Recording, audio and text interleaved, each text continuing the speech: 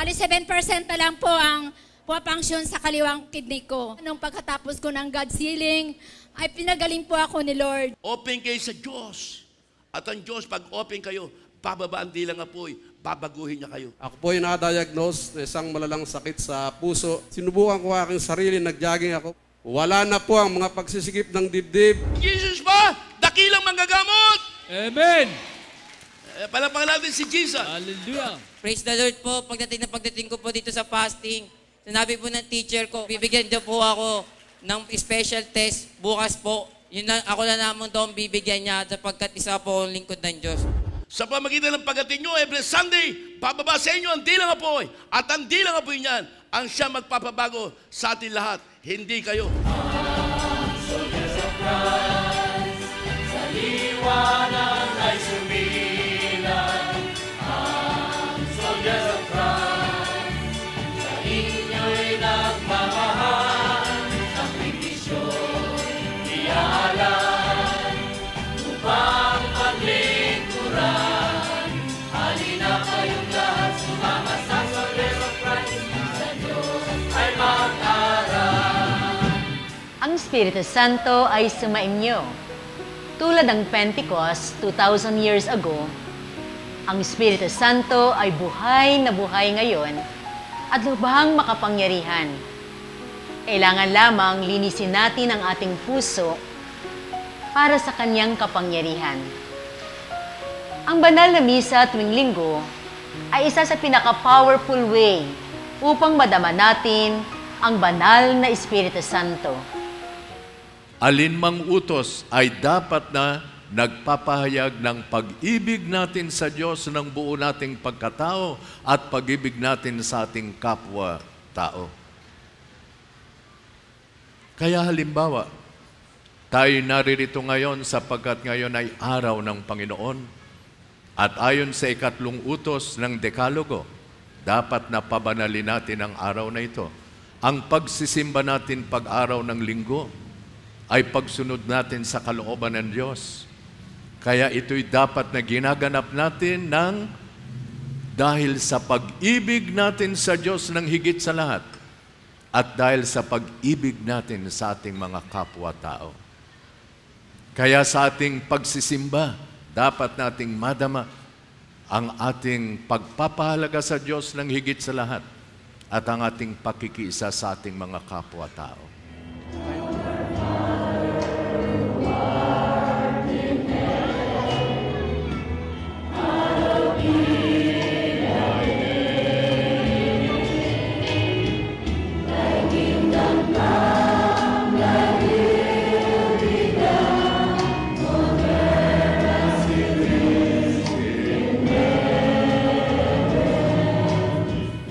Sabi ni Bishop Iniguez, sundin natin ang kautusan ng ating Panginoon. Italaga natin para sa Diyos ang araw ng pamamahinga, hindi lamang isang oras, kundi buong araw ng linggo. At kapag sinunod natin ang kanyang kautusan, sinunod natin ang kalooban ng Panginoon, tayo ay mapupuspos ng kanyang espiritu. Narito po ang ating mga kapatid na sumunod sa kautosang ito, sumunod sa kalooban ng Diyos at nagsakripisyo para sa Kanya. Ito pong taong 2011, last June, nung apo'y dumating, ay nakaplano na po ako na magretiro na sapagkat 61 years old na po ako at siguro po ay sapat na ang mga panahon nyo sa aking pinagtrabaho. Tulad po ng ibang nagplano na magretiro, ako po ay maraming pangako at plano sa buhay na ito na po siguro ang pinakamasayang araw sa akin. Na pagkatapos po ng 35 taong mahigit sa pagtatrabaho ay magpapahinga na ako at makakapiling ko na matagal ang aking pamilya. Ako po ay na-diagnose na isang malalang sakit sa puso. Barado na po yung mga ugat ko at wala na pong ibang lunas, sabi ng doktor, kundi ang i-bypass ako at operahan. At alam ko pong sa operasyong ito ay hindi ako nakasisiguro kung makakasurvive o ano pa man. Tunay po simula nung mga araw na yon, akala ko'y kaligayahan ng maratama ko sa akin pagre-retiro. Dito po nagsimulang ako ay ma-depress na at hindi ko malaman kung saan ako pupunta o hingi ng tulong. Ginawa ko na pong magtanong sa ibang tao, ibang doktor, wala po silang ibang sinasabi kundi kailangang biyakin na raw po ang aking puso at operahan. Napilit ko pong iniiwasan. Isang araw po, hindi ko malaman kung paano ako napunta rito sa SOC. Kapagkat dito po ako, dinala ng paa ko, dito ako hinatid sa SOC. At hindi ko malamang dahilan kung bakit dito. Although, alam ko po itong lugar na ito. Sapagkat ang misis ko po ay narito na noong pang 2008. Ako po ay sumasama rin sa kanya, subalit ang totoo po, sumasama lang ako sa kanya. Formality lang po yun, wala po sa puso ko ang pananalangin dito. Dito na po nagsimula aking kalbaryo, hindi ko po malaman kung talagang ano ang aking gagawin. Sa bandang huli po, ewan ko kung bakit itinuro sa akin ng Panginoon ang pagdadasal at paghingi ng patawad sa Kanya, taimtim na pananalangin. Simula po ng araw na yon hanggang sa ngayon ay hindi ko pa tinitigilan. 15 days fasting, 15 days God's healing po, 4 na beses kong ginawa. Hindi ko po mapigil ang aking paa sa baga. Dito po ko dinadala ng aking paa. Totoo po na may oras na parang nawawalan na ako ng pag-asa. Tila yata hindi ako dinidinig ng Panginoon. Ngunit hindi ko po tinigilan ng pananalangin, paghingi sa Kanya ng tawad. At noon pong nakaraang mahigit na 1 linggo, palagay ko po ay dininig na ang panalangin ko ng ating Panginoon. Ngayon po ako naniniwalang tunay na napakabait ng ating Panginoon at sa pamamagitan ng aking mga panalangin, taos puso at taimtim na pananalangin. Sang araw po nagising ako umaga at nagsimulang sinubukan ko aking sarili, nag-jogging ako, pinahirapan ko aking sarili. Wala na po ang mga pagsisikip ng dibdib at naniniwala po akong unti-unti na niya akong pinagagaling. Nulunis po ng gabi, yung kaklase ko po nag-text sa akin. Ang sabi daw po niya, meron daw po kami pasok bukas, finals daw po yun. Pero nasa fasting pa po kami noon. Ang iniisip ko po, paano yun? Kasi po nung bago po ako malis ng fasting, wala na po talaga kami pasok noon. Ayos na po ang lahat.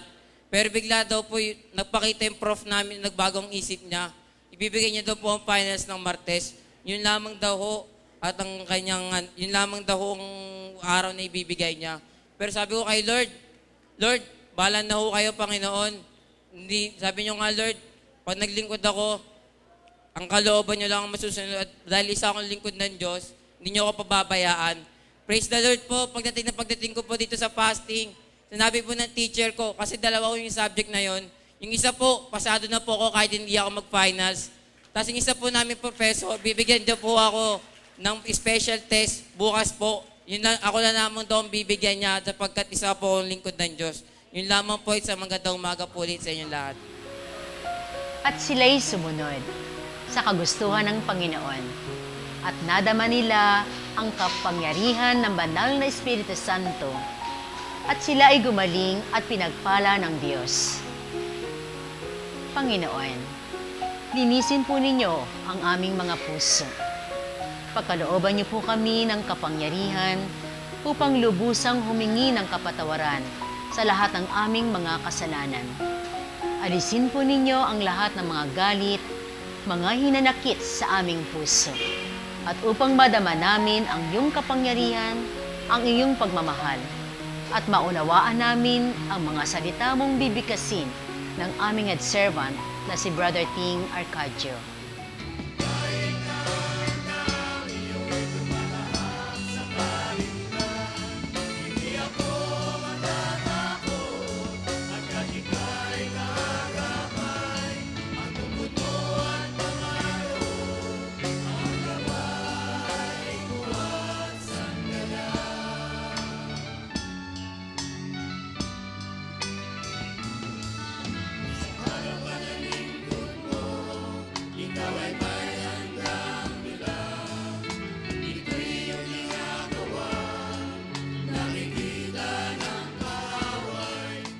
Lahat ng bagay, mahihingi mo.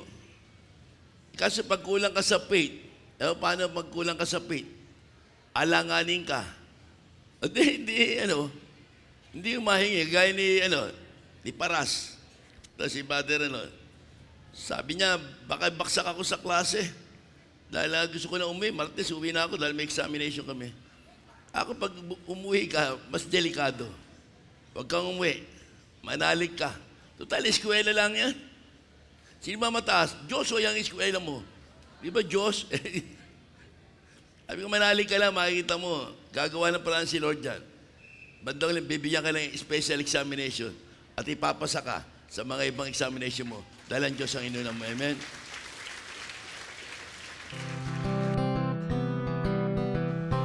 Ako ang daan, ang katotohanan, at ang buhay. Walang makararating sa Ama, kundi sa pamagitan ko. Palagpakan po natin sa salita ng Diyos sa buhay. Siya po mismo ang buhay. Siya ang daan. Siya ang katotohanan. Kaya pag pinalalo mo ang katotohanan, na naging daan para matakpuan mo ang buhay, magtatagumpay po tayo lahat. Kasi siya ang daan. Si Jesus ang ginawa natin daan. Ano ginawa natin paraan? Prayer. 3 a.m. covenant prayer. Sunday fellowship. Vigil overnight. God's healing mission. Ginawa po natin yan. In the name of Jesus Christ of Nazareth. Kaya kayo lahat, malakas kayo sa Holy Spirit. In the name of Jesus Christ of Nazareth. Kayong lahat na nagsa-Sunday fellowship. Kayong lahat na nag-vigil overnight. Kayong lahat na nag-3 a.m. covenant prayer. Kayong lahat ng God's healing mission. Ang Diyos ay sumasa inyo. Amen. Praise the Lord. Hallelujah. Ngunit hindi na kayo namumuhay ayon sa laman, kundi ayon sa Espiritu. Kung talagang nananahan sa inyo ang Espiritu ng Diyos. Kung ang Espiritu ni Kristo ay wala sa isang tao, hindi siya kay Kristo. Ang salita ng Diyos. Palagpakan natin sa salita ng Diyos sa buhay. Diyos. Pagka tayo hindi na nabubuhay sa laman, ang Espiritu ng Diyos nasa atin. Paano kung mahilig pala sa laman? Mahilig pala sa galaw ng mundo? Wala tayong relasyon sa Diyos. Gawin nyo number 1 si Lord sa buhay nyo. Tingnan nyo, magagawa nyo po yung mga nagawa ni Jesus. Kasi kung pera lang, ano gagawin sa pera? Property, iwanan mo yan, kapatid. Ay, may sobra sa lupa, bigyan nyo soldier of price. Amen. Hallelujah. Building na lang itatayo namin. Amen. Hallelujah. Praise the Lord. Iiwanan mo lahat yan. Pag-aaway-aaway ng mga manugang mo, anak mo, yung anak mo na dati nagkakasundo, magkakagalit. Dahil lang sa property. Dahil lang sa pera. Pero iwanan mo si Jesus sa kanilang kaisipan. Sila ay magkakasundo hanggang katapusan ng daigdig. Maligaya ang buhay nila. Hallelujah. Praise the Lord. Kaya lang tayo nababago ngayon through the power of the Holy Spirit. Sa pamagitan ng pagdating nyo, every Sunday, pababa sa inyo ang dilang apoy. At ang dilang apoy niyan, ang siya magpapabago sa atin lahat. Hindi kayo. Hallelujah. Praise the Lord. Tingnan niyo.